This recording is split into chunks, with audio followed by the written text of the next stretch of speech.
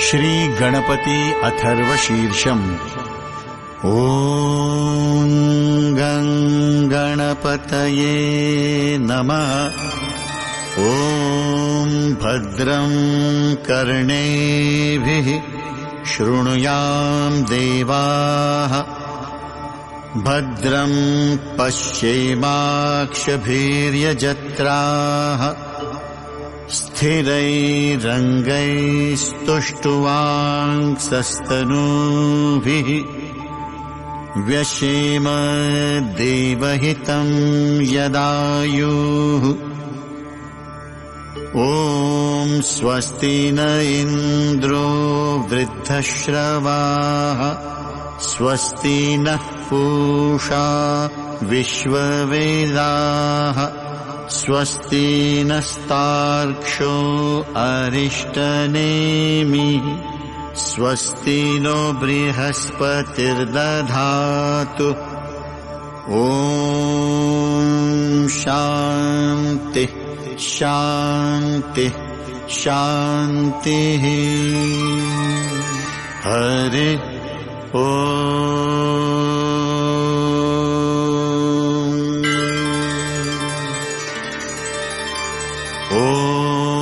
नमस्ते गणपतये।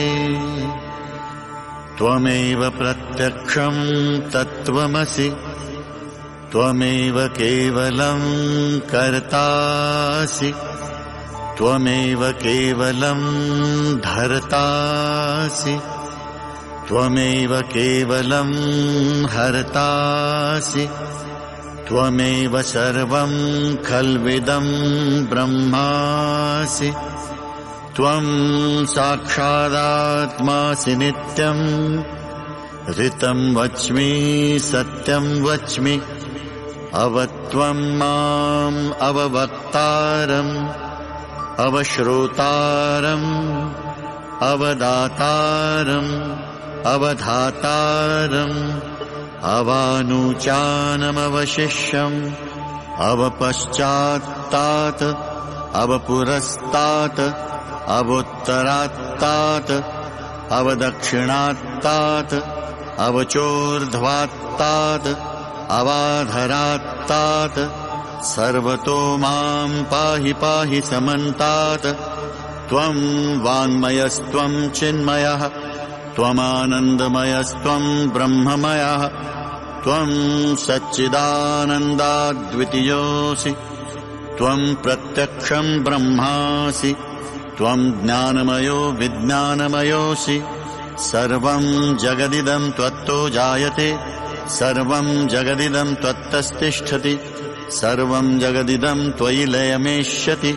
सर्वं जगदिदं त्वयि प्रत्येति। त्वं भूमिरापो नलो निलो नभाः। त्वं चत्वारि वाक्पदानि। त्वं गुणत्रयातीतः।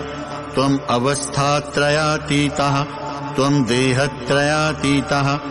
त्वं कालत्रयातीतः।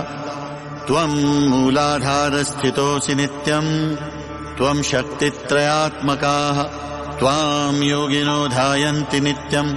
त्वं ब्रह्मा त्वं विष्णुस्त्वं रुद्रस्त्वं इन्द्रस्त्वं अग्निस्त्वं वायुस्त्वं सूर्यस्त्वं चन्द्रमास्त्वं ब्रह्म भूर्भुवस्वरों। गणादिं पूर्वमुच्चार्य वर्णादिं तदनन्तरम् अनुस्वारः परतरः अर्धेन्दुलसितम् तारेण हृद्यम् एतत्तव मनुस्वरूपम्। गकारः पूर्वरूपम् अकारो मध्यमरूपम् अनुस्वारश्चान्त्यरूपम् बिन्दुरुत्तररूपम् नादः सन्धानम् सगुंहिता सन्धिः। सैषा गणेशविद्या गणकऋषिः निच्रुद्गायत्रीछन्दः श्रीमहागणपतिर्देवता। ॐ गं गणपतये नमः। एकदन्ताय विद्महे वक्रतुण्डाय धीमहि तन्नो दन्तिः प्रचोदयात्। एकदन्तं चतुर्हस्तं पाशमङ्कुशधारिणं रदं च वर्दं हस्तैर्बिभ्राणं मूषकध्वजं रक्तं लम्बोदरं शूर्पकर्णकं रक्तवाससं रक्तगन्धानुलिप्ताङ्गं रक्तपुष्पैः सुपूजितम् भक्तानुकम्पिनम् देवम् जगत्कारणमच्युतम् आविर्भूतम् च सृष्ट्याद्वौ प्रकृतेः पुरुषात् परम् एवम् ध्यायति यो नित्यम् स योगी योगिनाम् वरः। नमो व्रातपतये नमो गणपतये नमः प्रमथपतये नमस्तेऽस्तु लम्बोदरायैकदन्ताय विघ्ननाशिने शिवसुताय श्रीवरदमूर्तये नमो नमः। एतदथर्वशीर्षयोधीते सह ब्रह्म भूयाय कल्पते स सर्वविघ्नैर्न बाध्यते स सर्वतः सुखमेधते स पञ्चमहापातकोपपातकात् प्रमुच्यते सायमधीयानो दिवसकृतं पापं नाशयति प्रातरधीयानो रात्रिकृतं पापं नाशयति सायं प्रातः प्रयुञ्जानो पापो भवति सर्वत्राधीयानोपविघ्नो भवति धर्मार्थकाममोक्षं च विन्दति इदमथर्वशीर्षमशिष्याय न देयम् यो यदि मोहाद्दास्यति स पापीयान भवति सहस्रावर्तनाद्यं यं काममधीते तं तमनेन साधयेत् अनेन गणपतिं भिषिञ्चति स वाग्मि भवति चतुर्थ्यामनश्नं जपति स विद्यावान् भवति इत्यथर्वणवाक्यम् ब्रह्माद्याचरणं विद्यात् न बिभेति कदाचनेति यो दुर्वाङ्कुरैर्यजति स वैश्रवणोपमो भवति यो लाजैर्यजति स यशोवान् भवति स मेधावान् भवति यो मोदकसहस्रेण यजति स वाञ्छितफलमवाप्नोति यः साज्यसमिद्धिर्यजति स सर्वलभते स सर्वलभते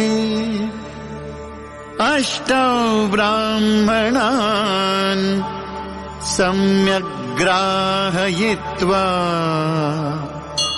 सूर्यवर्चस्वी भवति सूर्यग्रहे महानद्याम् प्रतिमासन्निधौ वा जप्त्वा सिद्धमन्त्रो भवति महाविघ्नात् प्रमुच्यते महापापात् प्रमुच्यते महादोषात् प्रमुच्यते स सर्वविद् भवति य एवं वेद इत्युपनिषत्। ॐ शान्तिः शान्तिः शान्तिः इति श्रीगणपत्यथर्वशीर्षम्